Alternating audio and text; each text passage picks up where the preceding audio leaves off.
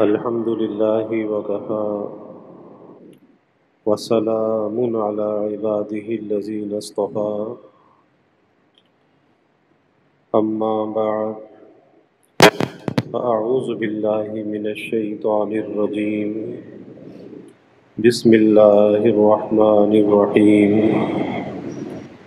يوم لا ينفع مال ولا بنون إلا من أتى الله بقلب سليم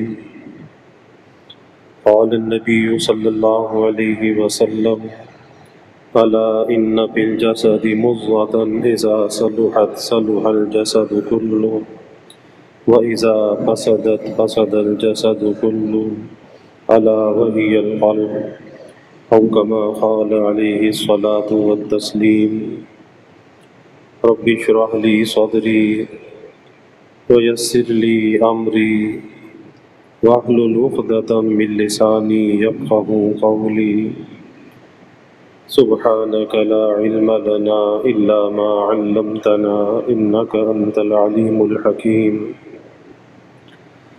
إن الله وملائكته يصلون على النبي يا أيها الذين آمنوا صلوا عليه وسلموا تسليما اللهم صل على محمد عبدك ورسولك وصل على المؤمنين والمؤمنات والمسلمين والمسلمات صدق الله العظيم وصدق رسوله النبي الكريم ونحن على ذلك لمن الشاهدين والشاكرين والحمد لله رب العالمين۔ اللہ رب العزت کا بے حد شکر اور احسان ہے، اللہ تعالیٰ کی توفیق اور مدد شامل حال ہے۔ آج ہماری اس اجتماع کی یہ عشاء کے بعد کی پہلی نشست ہے۔ اللہ تعالیٰ ہم سب کے اس مل بیٹھنے کو اپنی بارگاہ میں قبول فرمائے اور اسے اللہ تعالیٰ اصلاح کا، درستی کا اللہ اسے ذریعہ بنائے، اور جو دلوں کے اندر فساد ہے، بگاڑ ہے، اللہ تعالیٰ اس بگاڑ اور فساد کی اصلاح فرما دے۔ اس مل بیٹھنے کا مقصد کوئی واعظ و نصیحت نہیں ہے، بلکہ یہ اجتماع اسی لیے رکھا جاتا ہے کہ ہم آپس میں بیٹھ کر کچھ تبادلہ خیال کر لیں اور اپنے جو تجربات ہیں وہ ایک دوسرے کے سامنے شیئر کر لیں، اور اس کا منشا یہ ہوتا ہے کہ ہمارے دلوں کے اندر جو غفلت ہے وہ دور ہو جائے، دلوں کے اندر جو قساوت ہے، سختی ہے، دلوں میں جو انتشار ہے وہ دور ہو جائے،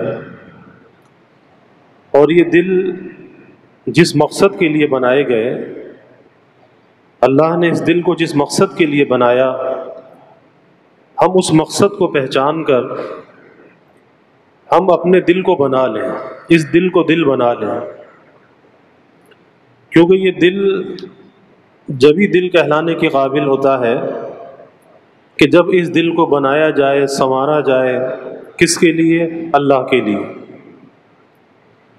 اور یہ دل جب اللہ کے لیے بنتا ہے کہ جب ما سوی اللہ سے اسے خالی کیا جائے، اللہ کے غیر سے اسے خالی کیا جائے، تو جب یہ دل کہلانے کے قابل ہوتا ہے۔ آج کیفیت یہ ہے کہ دل تو سینے میں ہے، لیکن وہ دل جس کے لیے ہونا چاہیے اس کے لیے نہیں ہے۔ نہ معلوم کتنی خواہشات ہیں، لمبے لمبے منصوبے ہیں، دنیا کی چاہتیں ہیں، لذات اور شہوات ہیں، اس سے یہ دل بھرا ہوا ہے۔ اور پھر افسوس اس بات پر ہے کہ ان لذات اور شہوات کے ساتھ، اس لمبے لمبے منصوبوں کے ساتھ انسان ہے کہ منہمک بھی ہے، اس کا انہماک بھی ہے، اور اسے کوئی الجھن اور پریشانی محسوس نہیں ہوتی، حالانکہ زندگی کا جو سفر ہے بہت مختصر ہے۔ زندگی کا سفر بہت مختصر ہے، اور یہ زندگی بہت تیزی کے ساتھ اپنے انجام کی طرف بڑھ رہی ہے۔ ہم اپنی منزل سے قریب ہو رہے ہیں اور اس دنیا سے دور ہو رہے ہیں، اور وہ منزل کیا ہے؟ وہ منزل موت کی منزل ہے کہ ہر گزرنے والا دن، ہر گزرنے والا گھنٹہ اور منٹ اور لمحہ اور سانس انسان کو اس کی موت سے قریب کر رہا ہے، اور عنقریب وہ وقت آنے والا ہے، اور اس وقت جب وہ وقت آئے گا، اس وقت کیا چیز کام آئے گی؟ اس وقت یہی بنا ہوا سنورا ہوا دل کام آئے گا، جو دل ما سوی اللہ سے خالی ہو اور جو دل اللہ کی یاد سے آباد ہو۔ پھر وہ دل اس وقت کام آئے گا۔ اگر ہم نے اس کا فکر نہ کیا، ان دلوں کو اللہ کے غیر سے خالی نہ کیا، تو یاد رکھیے کہ وہ جو پہلی منزل ہے نا، موت کی منزل، وہ منزل بگڑ جائے گی، منزل خراب ہو جائے گی۔ کیونکہ جب اس دل کے اندر اللہ کا غیر ہوتا ہے، دنیا ہوتی ہے، دنیا کی چاہتیں ہوتی ہیں، تو انسان تو آگے کی طرف جا رہا ہوتا ہے، لیکن چاہتیں اس کی پیچھے رہ جاتی ہیں۔ چاہتیں، لمبے لمبے منصوبے، بڑی بڑی پلاننگ۔ تو جب دنیا سے جاتا ہے تو بڑے رنج کے ساتھ جاتا ہے، بڑی پریشانی کے ساتھ، بڑی بے چینی کے ساتھ جاتا ہے، کیونکہ جو کچھ دنیا کے لیے کر رہا تھا وہ سب کچھ تو پیچھے رہ گیا، یہ تو آگے جا رہا ہے۔ تو اسے آگے جانے کی خوشی نہیں ہوتی، بلکہ پیچھے رہ جانے والی چیزوں کا رنج اور غم ہوتا ہے، اور یہ اچھی علامت نہیں۔ ورنہ ایمان والے بندے کی یہ کیفیت ہونی چاہیے کہ جس منزل کی طرف وہ جا رہا ہے اور ہمیشہ ہمیشہ کے لیے جا رہا ہے، تو اس کا سفر ایسا ہونا چاہیے کہ اسے خوشی خوشی اس دنیا کو رخصت کہنا چاہیے، اور خوشی خوشی اس آگے کے سفر کو قبول کرنا چاہیے، دل کی سچائی کے ساتھ اس کو قبول کرنا چاہیے۔ اور یہ کب ہوگا؟ یہ جب ہی ہوگا جب اس دل کو اللہ کے غیر سے خالی کریں گے۔ اس دل کو آج تو نامعلوم کس کس کو دل میں بسا رکھا ہے۔ میرے حضرت والد صاحب نور اللہ مرقدہ فرمایا کرتے تھے، فرماتے تھے کہ اپنے دل کو ہمیشہ فارغ اور خالی رکھتا ہوں، اور ایسا خالی رکھتا ہوں کہ رومال کاندھے پر ڈال کر فرماتے تھے کہ ابھی ملک الموت آ جائے، ابھی میں چلنے کے لیے تیار ہوں۔ اس طرح سے میں خالی رکھتا ہوں، اور یہ کوئی آسان بات نہیں ہے۔ ہم میں سے ہر آدمی یہ بات نہیں کہہ سکتا کہ میں اپنے دل کو اتنا فارغ رکھتا ہوں کہ ابھی ملک الموت آ جائے اور رومال کاندھے پہ ڈال کر کہے کہ چلو۔ ایک شخص حضرت مولانا محمد قاسم صاحب نانوتوی رحمۃ اللہ علیہ کے پاس آئے، اور ان کے دل میں یہ اشکال تھا کہ یہ تو دنیا کے بہت بکھیڑوں میں پھنسے ہوئے ہیں، یہ مدرسے کا بکھیڑا، یہ بکھیڑا، وہ بکھیڑا، تو دیکھنا چاہیے کہ ان کا دل فارغ بھی ہے یا نہیں ہے۔ تو آ کر کہا کہ حضرت میں آپ کے ساتھ حج پہ چلنا چاہتا ہوں، تو آپ کا اس بارے میں کیا خیال ہے؟ حضرت نے فوراً رومال اٹھا کے کندھے پر ڈالا، کہا کہ چلو۔ کہنے لگا کہ حضرت یہ جو اتنا کام پھیلا ہوا ہے، اتنا بکھیڑا ہے، تو پہلے اس کا تو کوئی انتظام کر لے۔ فرمایا کہ جس کا ہے وہی انتظام کرے گا، آپ تو چلو۔ کہنے لگا ذرا اتنی اجازت تو دیں کہ میں گھر سے کچھ کمبل اٹھا لاؤں، کوئی سامان اٹھا لاؤں۔ تو حضرت نے فرمایا کہ بس یہیں تک تمہاری رسائی تھی، یہیں تک تمہاری پہنچ تھی کہ میں تو سب کچھ چھوڑنے کے لیے تیار ہوں، کوئی انتظام نہیں، سب چھوڑنے کے تیار ہوں، اور تم ایک کمبل نہیں چھوڑ سکتے، ایک سامان نہیں چھوڑ سکتے۔ تو یہ اللہ والوں کے دل کی کیفیت ہوتی ہے کہ دل کو ہمیشہ فارغ رکھتے ہیں۔ کس چیز سے؟ اللہ کے لیے فارغ رکھتے ہیں۔ حکیم الامت حضرت تھانوی رحمۃ اللہ علیہ ایک مرتبہ حضرت مفتی محمد شفیع صاحب رحمۃ اللہ علیہ ساتھ تھے، راستے چلتے چلتے کچھ قلم سے پینسل اور کاغذ نکالا، کچھ لکھا اور واپس جیب میں رکھ لیا۔ پھر پوچھا کہ مولوی شفیع تم نے دیکھا کہ میں نے کیا کیا؟ کہا کہ حضرت آپ نے کچھ کاغذ پر لکھا، اسے واپس جیب میں رکھ لیا۔ تو فرمایا یہی تو بتانا چاہتا ہوں کہ میں نے ایسا کیوں کیا۔ فرماتے ہیں کہ ہمیشہ میں کاغذ اور پینسل اپنے پاس رکھتا ہوں، اور یہاں تک کیفیت تھی کہ رات کو سوتے وقت بستر پر بھی پینسل اور کاغذ ساتھ ہوتا تھا، کیونکہ تصنیف اور تالیف کا کام بہت زیادہ تھا۔ تو رات میں بھی کوئی بات اگر دل میں آ جائے، رات میں اٹھ کر اسے کاغذ پہ لکھ لیتا ہوں۔ تو فرمایا کہ میری یہ عادت ہے کہ جب کوئی بات، کوئی مضمون ذہن میں آتا ہے، اسے فوراً میں کاغذ پر لکھ لیتا ہوں، اور اپنے دل کا جو بوجھ ہے وہ کاغذ پہ ڈال دیتا ہوں۔ اور میں کس لیے ایسا کرتا ہوں؟ اس لیے ایسا کرتا ہوں کہ اللہ کی یاد کے لیے اپنے دل کو فارغ رکھتا ہوں، کہ فراغت قلبی کے ساتھ اللہ کا نام لینے کی توفیق مل جائے۔ اور بھائی اللہ والوں نے اس کا بڑا اہتمام کیا ہے کہ اپنے دل کو اللہ کے غیر سے فارغ رکھنے کے لیے اس دل کی بڑی نگرانی کی ہے۔ ایک اللہ والے فرماتے ہیں کہ میں نے 40 سال تک اس دل کی چوکھٹ پر بیٹھ کر پہرا دیا کہ کوئی اللہ کا غیر اس میں داخل نہ ہو جائے، اللہ کا غیر اس میں داخل نہ ہو جائے۔ اور آج یہاں کیا کیفیت ہے کہ نہ معلوم کتنی خواہشات، کتنے ارمان، دنیا کے لیے لمبے لمبے منصوبے، جینے کی لمبی لمبی تمنائیں آج اس دل کے اندر بھری ہوئی ہیں، اور ایسی خواہشات کہ ایک نہ ختم ہونے والا سلسلہ، کہ کہیں پر جا کر کوئی خواہش رکے گی، ختم ہوگی نہیں۔ ہر خواہش ایک نئی خواہش کو جنم دیتی ہے، اور زندگی ہے کہ اسی ڈگر پر گزرتی چلی جا رہی ہے۔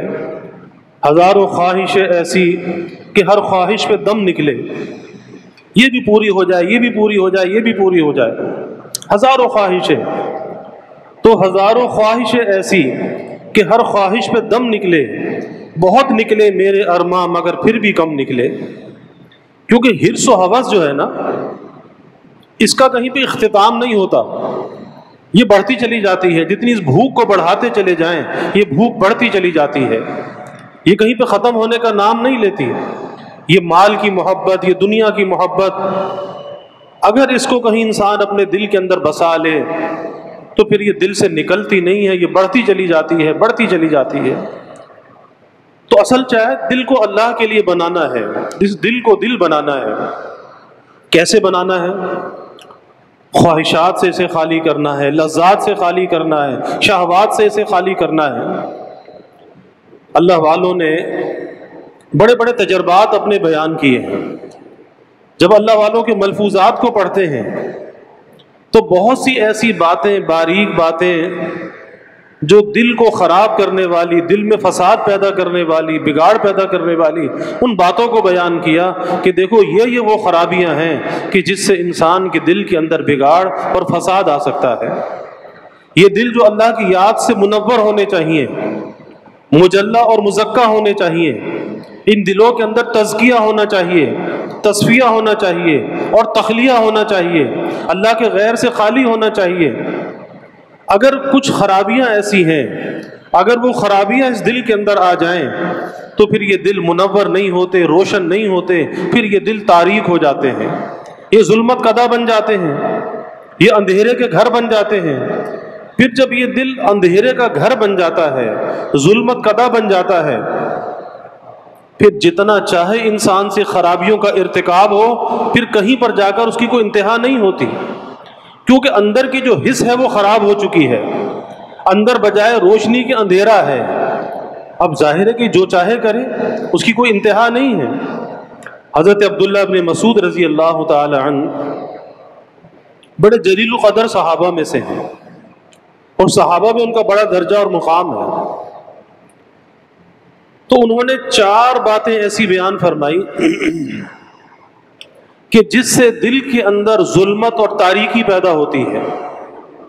ظلمت اندھیرا اور تاریکی یہ بھی اندھیرا. تو یہ ظلمت اور اندھیرا یہ تاریکی کس چیز سے پیدا ہوتی ہے؟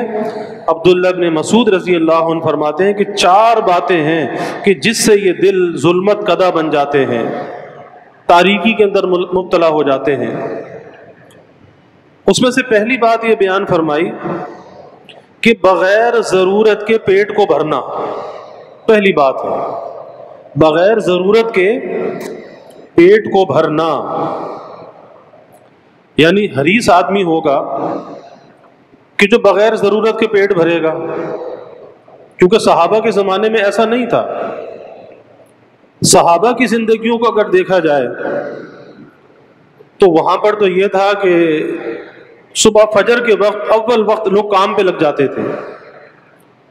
کوئی تاجر ہے تو تجارت پر چلا گیا، کوئی کھیتی باڑی کرنے والا ہے کھیتی باڑی پر چلا گیا، اپنے باغ میں چلا گیا، کوئی بکریاں چرانے چلا گیا، کوئی اونٹوں کا ریوڑ لے کے چلا گیا. کب؟ صبح فجر کے وقت اپنے کام کاج پہ لگ گئے. اور جب دن چڑھا تو دن چڑھنے کے بعد وہ کھانا کھا لیا، اور وہی ان کا ناشتہ ہے، وہی ان کا دوپہر کا کھانا ہے. اور اس کے بعد انہوں نے قیلولہ کیا، اور اس کے بعد اٹھ کر ظہر کی نماز پڑھی، اور نماز پڑھ کے پھر کام کاج پر لگ گئے. اور شام کو جب ہوئی عصر کے بعد کام کاج کو ختم کیا، اور پھر عصر کے بعد مغرب سے پہلے مغرب کے بعد وہ شام کا کھانا، اور عشاء پڑھتے ہی سو گئے. تو یہ جو ہمارے ہاں جو کھانے کا تصور ہے یہ ضرورت سے زیادہ اسراف کے زمرے میں بھی آتا ہے کہ کھانے کی اتنی لمبی فہرست ہے اور اتنا لمبا انتخاب ہے صبح سے لے کے رات تک کہ وہ تھمنے کا نام ہی نہیں لیتا. یہی وجہ ہے کہ جب وہاں پر کھانے کے صرف 2 اوقات تھے اور محنت بھرپور تھی، اللہ کی عبادت بھرپور تھی، ان کے پاس وقت بھی ہوتا تھا، یہی وجہ ہے کہ بیماریاں بھی نہیں تھیں، سب صحت مند تھے، تندرست تھے، بیماریوں کا نام و نشان نہیں تھا.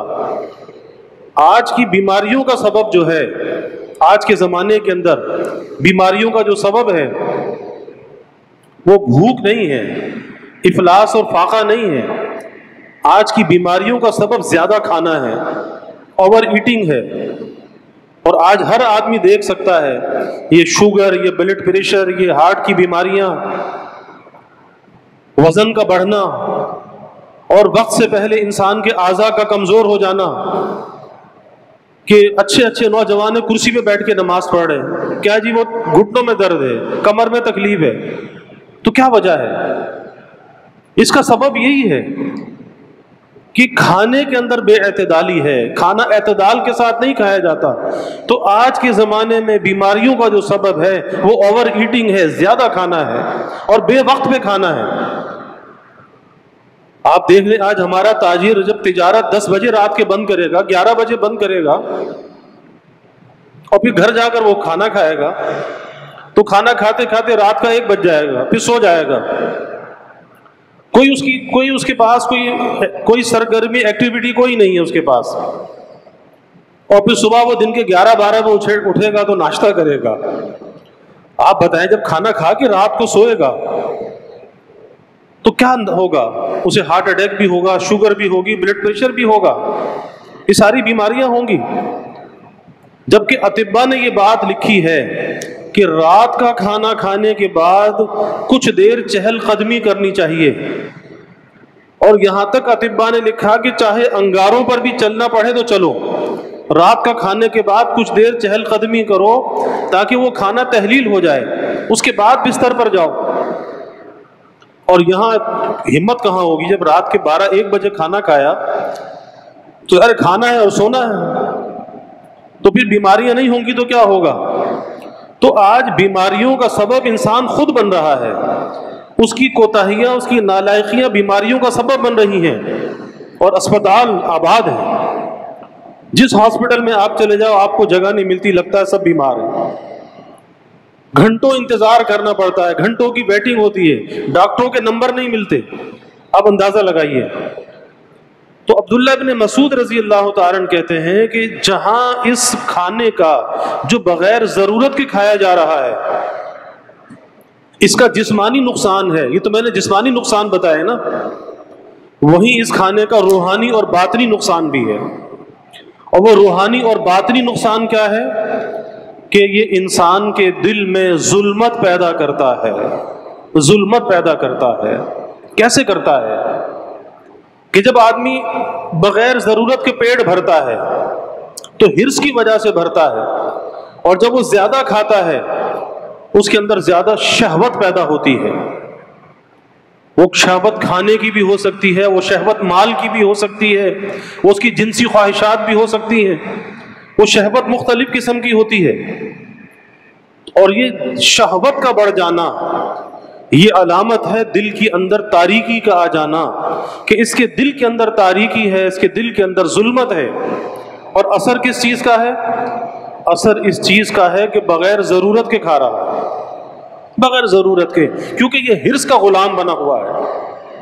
اور آج یہی ہوتا ہے کہ ہم بھوک پر کھانا نہیں کھاتے، بھوک پر کھانا نہیں کھاتے، ہم کھاتے ہیں وقت پر کھانا. کہ جی صبح ناشتے کا وقت ہے، بھوک لگی ہے نہیں لگی لیکن ناشتہ کر لو. دوپہر کا وقت آیا، بھوک ہے یا نہیں ہے، کھانا کھا لو کیونکہ کھانے کا وقت آ گیا ہے. رات کا وقت آیا، بھوک ہے یا نہیں ہے لیکن کھانا کھا لو. پھر اوپر سے جب ایسیڈیٹی بڑھتی ہے تو پھر میدے کی دوائیاں بھی کھاؤ، میدا خراب ہو گیا. اور جب میدا خراب ہوتا ہے تو اس میدے کی خرابی سارے بدن کو خراب کرتی ہے، کیونکہ حدیث میں آتا ہے یہ تو ایک حوض ہے، اگر یہ حوض صحیح ہے تو سارے جسم کی رگیں یہاں سے خون لے کر جاتی ہیں. اگر اس حوض کے اندر خرابی ہوگی سارے بدن کے اندر خرابی ہوگی. اور یہ میدا زیادہ کھانے سے ٹھیک نہیں رہتا، یہ میدا کم کھانے سے ٹھیک رہتا ہے. تو اس زیادہ کھانے کے اور بغیر ضرورت کے کھانے کے اس کے جسمانی نقصانات بھی ہیں، اس کے باطنی اور روحانی نقصانات بھی ہیں. اسی لیے بزرگوں کے ہاں پہلے تو مجاہدہ تھا ترک طعام کا، ہمارے مشائخ کے ہاں مجاہدہ تھا ترک طعام کا. اسلاف میں متقدمین کے یہاں 4 مجاہدے تھے، ترک طعام تھا، ترک منام تھا، اور ترک کلام تھا، اور ترک اختلاط مع الانام تھا. کھانے کو ترک کرنا، سونے کو ترک کرنا، بولنا ترک کرنا، لوگوں سے ملنا ترک کرنا. پھر متاخرین نے اس کے اندر تبدیلی کی اور کہا کہ بھئی بجائے ترک کے قلت کو لے آؤ، یعنی قلت طعام ہونا چاہیے، قلت کلام ہونا چاہیے، قلت منام ہونا چاہیے، اور قلت اختلاط مع الانام ہونا چاہیے. یعنی اس کے اندر قلت کو لے آؤ. اور پھر 2 مجاہدوں میں اور آسانی کر دی، قلت طعام اور قلت منام، کہ پیٹ بھر کر کھاؤ، جی بھر کے نہ کھاؤ. پیٹ بھر کر کھاؤ، جی بھر کے نہ کھاؤ، کیونکہ پیٹ کی حد ہے، جی کی کوئی حد نہیں ہے. پیٹ کی حد ہے، ایک حد پہ جا کے پیٹ بھر جاتا ہے، لیکن جی کی تو کوئی حد نہیں ہے. حضرت تھانوی رحمۃ اللہ علیہ نے ایک واقعہ بیان کیا کہ ایک دیہاتی تھا، ایک حکیم صاحب کے پاس پہنچا اور حکیم صاحب سے جا کر کہا کہ حکیم صاحب میرے پیٹ میں بہت شدید درد ہو رہا ہے. تو حکیم صاحب نے اسے دوا دی، پوڑی بنا کر دی، سفوف کی پوڑی، اور کہا کہ بھئی اسے پانی سے کھا لے. تو کہنے لگا کہ اگر اتنی پوڑی کھانے کی جگہ ہوتی تو میں 2-4 لقمے اور نہ کھا لیتا. تو جب آدمی اتنا بھر کے کھائے گا تو پھر انجام اس کا کیا ہوگا؟ تو پیٹ کی حد ہے، جی کی کوئی حد نہیں ہے. یہی وجہ ہے کہ جب لوگ جی بھر کر کھاتے ہیں اور جی کی کوئی انتہا نہیں ہوتی، اکثر بیمار رہتے ہیں، بد ہضمی کا شکار رہتے ہیں، اور بے تکا وزن بڑھنے لگتا ہے، پھر معذوری آنے لگتی ہے. تو قلت طعام کے اندر یہ ہے کہ پیٹ بھر کر کھاؤ، جی بھر کے نہ کھاؤ. اور قلت منام، کہ ایک آدمی اگر 8 گھنٹے اسے نیند مل جائے، جوان آدمی ہے، 8 گھنٹے اگر وہ سو جائے، 16 گھنٹے وہ کام کر سکتا ہے۔ ایسا نہیں ہے کہ آدمی جوان آدمی ہے جب دیکھو سو رہا ہے، کام سے جی چرا کے پڑا ہوا ہے، نہیں، جوان آدمی کو جفا کش ہونا چاہیے، یہ اس کی محنت کی عمر ہے، اس وقت محنت کرے گا تو آگے اس کا پھل کھائے گا، تو اسے جفا کش ہونا چاہیے، اسے کام چور نہیں ہونا چاہیے، اسے کام سے جی نہیں چرانا چاہیے، کیونکہ آج کے زمانے میں یہ موبائل فون ہے نا، اس نے نوجوان بچوں کو ناکارہ کر دیا کہ جب بچہ وہ موبائل لے کر بیٹھا ہے، سوشل میڈیا میں مصروف ہے، ماں کچھ کہہ دے، باپ کچھ کہہ دے، مجال ہے کہ بچہ ہل جائے اپنی جگہ سے، کہتے ہاں کام کرتے ہیں، ٹالتے رہتے ہیں، یہاں تک کہ ماں باپ تنگ آ جاتے ہیں، اور اگر کبھی کام کر بھی دیتے ہیں تو خوش دلی کے ساتھ کام نہیں کرتے، منہ بگاڑ کر کام کرتے ہیں، ماں باپ کو اذیت اور تکلیف پہنچاتے ہیں، حالانکہ یہ عمر تو ماں باپ کی دعا لینے کی عمر ہوتی ہے کہ بھائی جیسے ماں باپ کہیں ان کا کہنا مانو، سارے کام چھوڑ کر ماں باپ کے کام کرو، پھر اس کے بعد دیکھو ان کی دعا تمہیں کیسی لگتی ہے اور وہ دعا تمہاری زندگی کو کیسے بدل دیتی ہے۔ لیکن آج اس موبائل فون نے جو بربادی پھیلائی ہے، اس نے نوجوانوں کو ناکارہ کر دیا، اب بجائے متحرک ہونے کے وہ منجمد ہو گئے، وہ گھنٹوں ایک جگہ بیٹھے ہیں۔ تو اگر 8 گھنٹے نیند مل جائے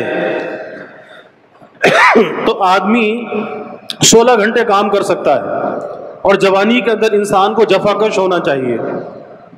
اب رہ گئے 2 مجاہدے، ایک مجاہدہ ہے قلت کلام اور ایک قلت اختلاط مع الانام، کہ کم بولنا اور لوگوں سے کم ملنا، اور کم بولنا کب ہوگا کہ جب آدمی کم ملے گا تو کم بولے گا۔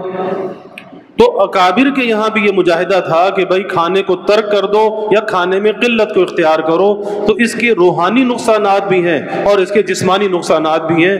تو یہ پہلی بات بیان فرمائی حضرت عبداللہ ابن مسعود رضی اللہ عنہ نے، اور دوسری بات بیان فرمائی کہ جو چیز دل میں ظلمت اور تاریکی پیدا کرنے والی ہے، فرمایا کہ ظالم لوگوں کی مصاحبت اختیار کرنا، ظالم لوگوں کی مصاحبت، ان کی صحبت اختیار کرنا، یہ بھی انسان کے دل کو تاریک کر دیتی ہے، ظلمت قدا بنا دیتی ہے، دل اندر سے برباد ہو جاتے ہیں۔ اب اس کے اثرات کیسے منتقل ہوتے ہیں کہ جب آدمی کسی ظالم کی صحبت میں جا کر بیٹھتا ہے تو پہلا اثر تو یہ ہوتا ہے کہ اس کے ظلم کی، اس کے مظالم کی جو مذمت ہے وہ اندر سے نکل جاتی ہے، اور وہ اس کے لیے معمولی بات ہو جاتی ہے، رفتہ رفتہ ظلم سے طبیعت مانوس ہو جاتی ہے، اور ہوتے ہوتے یہ بھی اس ظلم میں اس ظالم کا ساتھی بن جاتا ہے۔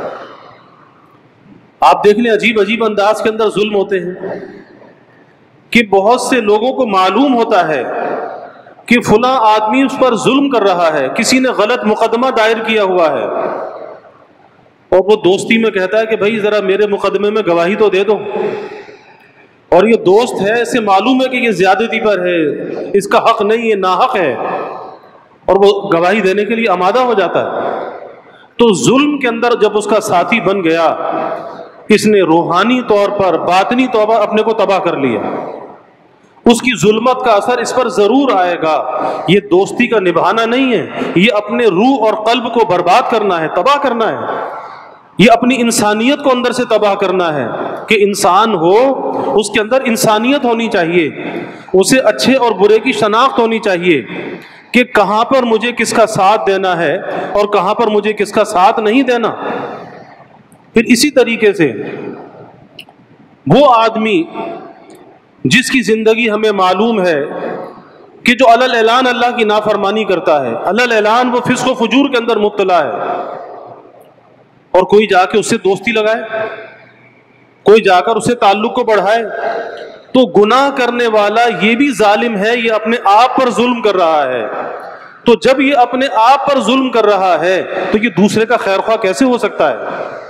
یہ دوسرے کا خیر خواہ نہیں ہو سکتا۔ اس لیے ایسے ظالم کی صحبت سے بھی بچنا چاہیے کہ جس کا فسق و فجور علی الاعلان ہو، کہ جو اپنے گناہ کو نہ چھپاتا ہو، علی الاعلان وہ گناہوں کے اندر مبتلا ہو، پھر ایسے شخص سے اپنے آپ کو بچانا چاہیے، کیونکہ ظالم کی مصاحبت جو ہے یہ دل کو برباد کر دیتی ہے۔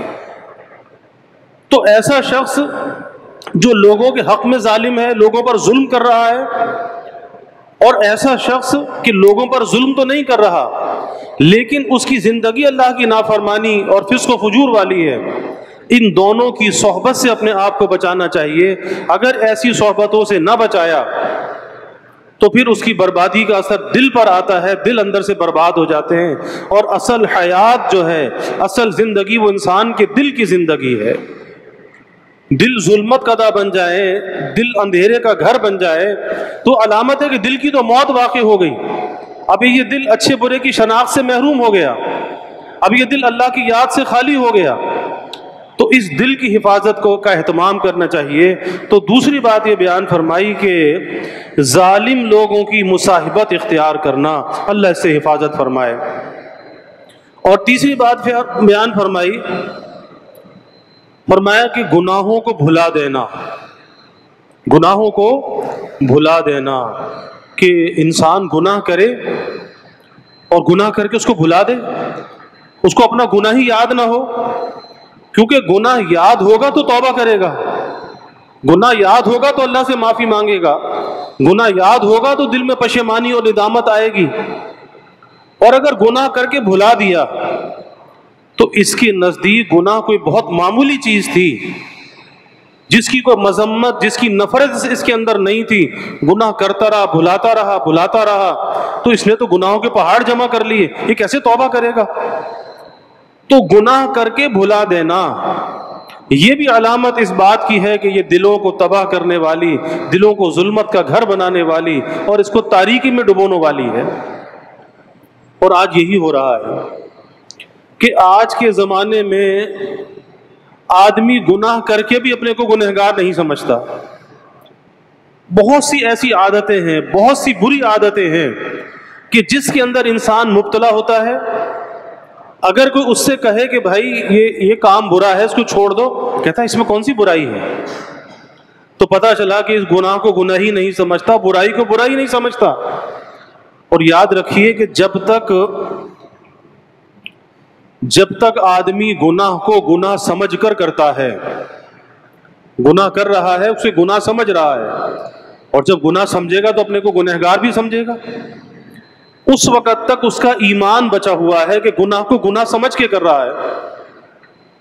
اور اگر اللہ نہ کرے کہ دل میں یہ بات آ جائے کہ گناہ کو گناہ ہی نہ سمجھے، جیسے آج کے زمانے میں گناہ کر کے کہ کون سا گناہ ہے، اس سے کوئی حرج نہیں ہے، اس سے کوئی فرق نہیں پڑتا، آج یعنی لوگ بے باکی کے ساتھ یہ بات کہہ دیتے ہیں، ڈرنے کا مقام ہے، کیونکہ ایمان داؤ پہ لگ جاتا ہے۔ تو جب گناہ کو گناہ نہ سمجھے، گناہ کو حلال سمجھنے لگے، اب علماء سے پوچھیں کہ اس کے ایمان کا کیا بنے گا اور یہ توبہ کیسے کرے گا؟ پھر اسے تو ایمان کی بھی تجدید کرنی چاہیے کہ ایک حرام کو یہ کہے کہ اس کے اندر کوئی حرج نہیں ہے، تو پھر اس کے ایمان کا کیا بنا؟ تو تیسری بات یہ بیان فرمائی کہ گناہ کو بھلا دینا، اسی لیے کہا جاتا ہے کہ بھائی ایک تو یہ کہ اپنے کو گنہگار سمجھے۔ حدیث میں آتا ہے نا، اللہ کے حبیب صلی اللہ علیہ وسلم نے فرمایا الا کلکم خطاؤن خیر الخطائین التوابون، آپ نے فرمایا کہ آگاہ ہو جاؤ، تم سب کے سب خطا کار ہو، سب کے سب گنہگار ہو، لیکن تم میں بہترین خطا کار وہ ہے جو اللہ سے توبہ کرنے والا ہے۔ تو اس سے تو اپنے کو بری نہیں سمجھنا چاہیے کہ ہم خطا کار ہیں، ہم گنہگار ہیں، ہم سے تو اللہ کی عبادت کا حق بھی ادا نہیں ہوتا، یہ اس کا فضل ہے کہ ہماری ٹوٹی پوٹی عبادت کو قبول فرما لے، اور پھر ہم اپنے کو پارسا سمجھے، کیسے سمجھ سکتے ہیں؟ کہیں پہ آدمی کی زبان بہک جاتی ہے، کہیں پہ اس کی آنکھ بہک جاتی ہے، کہیں پر اندر کے خیالات اس کے بگڑ جاتے ہیں، کہیں پہ کسی اور کے ساتھ ظلم اور زیادتی کر لیتا ہے، تو بہت سی خرابیاں انسان کے اندر، بہت سی خرابیوں کا مجموعہ ہے۔ تو ایک چیز تو یہ ہے کہ اپنے کو خطا کار سمجھنا چاہیے، لیکن ساتھ کے ساتھ وہ بہترین خطا کار جو اللہ سے توبہ کرنے والا، اللہ سے معافی مانگنے والا، بس وہ بہترین خطا کار بننا چاہیے کہ ہمیشہ اپنی ندامت، اپنی پشیمانی اللہ کے سامنے پیش کرتا رہے، یا اللہ میں گنہگار، میں خطا کار، یا اللہ تو مجھے معاف کر دے۔ اور اللہ ایسے بندوں سے پیار کرتا ہے، اللہ ایسے بندوں کو پسند کرتا ہے کہ جو معافی کے طالب بن کر اللہ کے در پہ جاتے ہیں، سر جھکا کر جاتے ہیں، ندامت کو لے کر جاتے ہیں، عاجزی انکساری کے ساتھ جاتے ہیں، یا اللہ میں گنہگار، میں خطا کار، یا اللہ مجھے معاف کر دے۔ اللہ ایسے بندوں سے پیار کرتا ہے۔ یہ نہیں کہ انسان اپنے کو پارسا سمجھنے لگے، اور اس پارسائی کی علامت یہ ہوتی ہے کہ انسان دوسروں سے حقارت کا برتاؤ کرنے لگتا ہے، دوسروں سے نفرت کا برتاؤ کرنے لگتا ہے، اپنے سے کمتر سمجھنے لگتا ہے۔ ایک آدمی نماز پڑھتا ہے، ایک آدمی اگر نماز نہیں پڑھتا تو نمازی کو یہ حق نہیں ہے بے نمازی کے ساتھ حقارت کا برتاؤ کرے، اسے یہ حق نہیں ہے۔ ہاں اس کے لیے کوشش کرے، دعا کرے، لیکن حقارت کا برتاؤ کرنا، اس کا مطلب یہ اپنے آپ کو اس سے افضل سمجھ رہا ہے۔ تو یاد رکھیے کہ افضل تو نہیں ہے، اعتبار تو خاتمے کا ہے، اور کسی کو معلوم نہیں کہ خاتمہ کیسا ہوگا، تو ڈرنے کا مقام ہے۔ اس لیے کسی اللہ کی مخلوق کی حقارت اپنے دل میں نہیں لانی چاہیے، بلکہ عمل کر کے بھی ڈرتے رہنا چاہیے، نیکی کر کے بھی ڈرتے رہنا چاہیے، چاہے جائے کہ گناہ کر کے بھی نہ ڈرے۔ تو اس لیے تیسری بات یہ ہے کہ گناہ بھلانے کی چیز نہیں ہے، یہ گناہ تو معاف کرانے کی چیز ہے، اور ہمیشہ اللہ کے سامنے معافی مانگتا رہے، اپنی ندامت کو اللہ کے سامنے پیش کرتا رہے۔ عجز و انکساری کرنے والے بندے یہ اللہ کو پسند ہے۔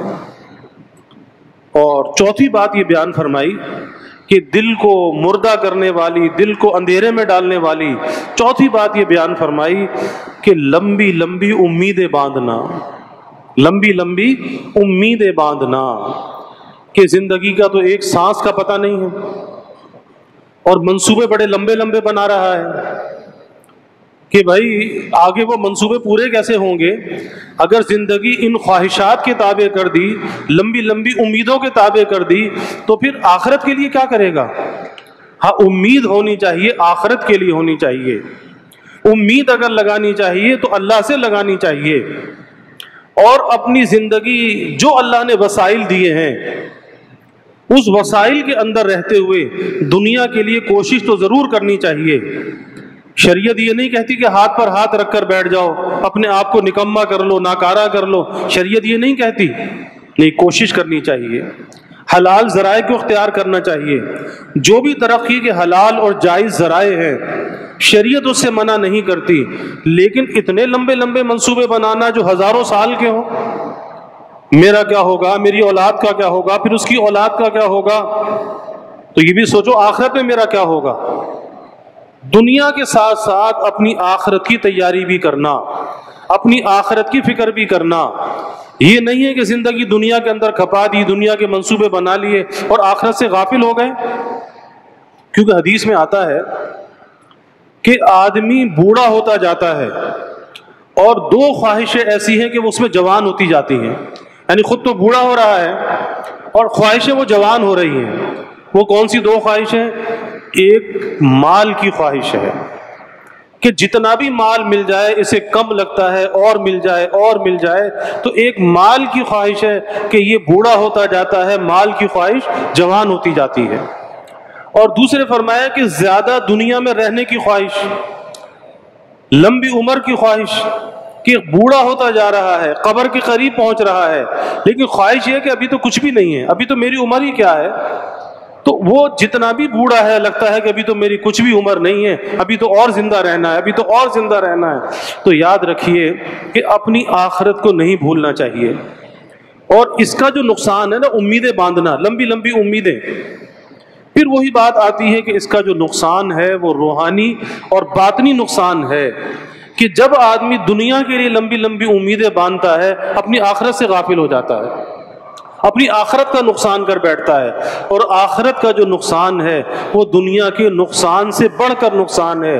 اگر دنیا کا نقصان کر کے آخرت کا فائدہ ہوتا ہو تو وہ ضرور کرنا چاہیے، لیکن ہماری شریعت تو اتنی مہربان ہے، شریعت ہمیں یہ نہیں کہتی کہ تم دنیا کا نقصان کر لو آخرت کے لیے، نہیں، شریعت ہمارا دنیا کا فائدہ بھی چاہتی ہے اور شریعت آخرت کا فائدہ بھی چاہتی ہے۔